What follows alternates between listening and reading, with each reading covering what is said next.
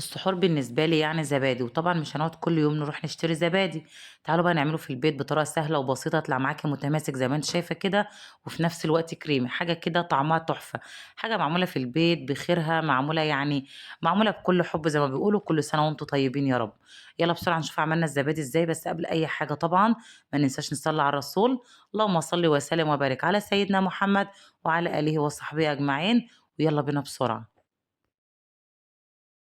معايا 2 كيلو حليب بقري، حابة تستخدميه بقري زي ما أنا استخدمت ينفع، حابة تستخدميه جاموسي ينفع، حابة تستخدميه لبن مُعلّب برضه ينفع، أهم حاجة الحليب اللي أنتِ هتستخدميه يكون كامل الدسم، هترفعيه على النار كده وتسيبيه لحد ما يغلي، بعد ما يغلي معاكِ هتسيبيه لحد ما يهدى كده يبقى زي رضعة البيبي أو زي دمعة العين زي ما بيقولوا،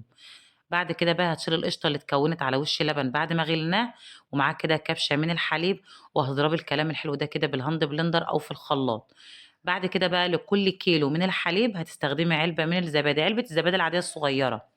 حابة بقى تضيفي زبادي فراولة براحتك، حابة تضيفي أي نكهة زبادي بتحبيها برضه براحتك. هاقول لِك على ترِكّة بقى لو ضفتِ زبادي فراولة، بعد ما تضيفيها كده ضيفي عليها معلقتين كده من الكريم شانتيه بالفراولة، وكمان معلقة من السكر أو معلقة من العسل، بتودّي زبادي الفراولة دي في حتة تانية، بس الولاد كانوا عاوزين زبادي سادة.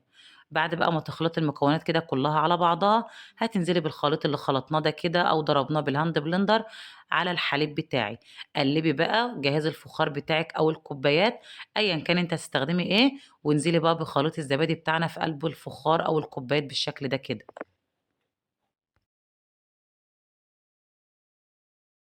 المقدار بتاعي عمل لي 8 من الفخار، حجم الصغير اللي هو بتاع الرز بلبن، وكمان عمل لي كوبايتين 2 من الحجم المتوسط، ما شاء الله يعني 2 كيلو من الحليب عمل معانا كمية حلوة من الزبادي، زي ما قُلت لِك 8 فخار من الحجم بتاع الرز بلبن، وكمان كوبايتين 2 من الحجم المتوسط.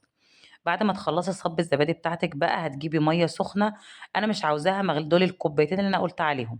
المَيّة بتاعتي مش عايزاها سخنة بتغلي ولا دافية، اللي هي قبل الغليان بشوية، إن أنا أحُط إيدي فيها إيديّا ما تستحملش درجة حرارتها، هانزل كده لحد تِلت الفخار أو على حسب الكمية اللي أنا عاملاها، يعني ممكن تحتاجي من رِتل ونُص لرِتلين 2 من المَيّة السخنة،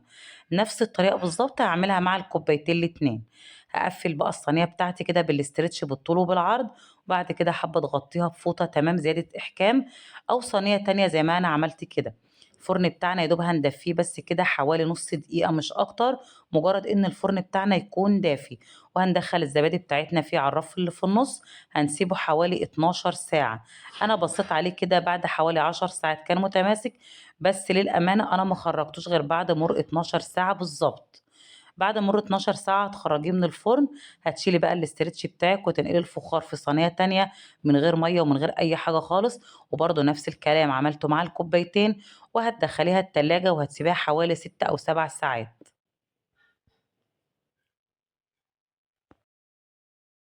أنا طلّعتها من التلاجة بعد 7 ساعات بالضبط، شايفة؟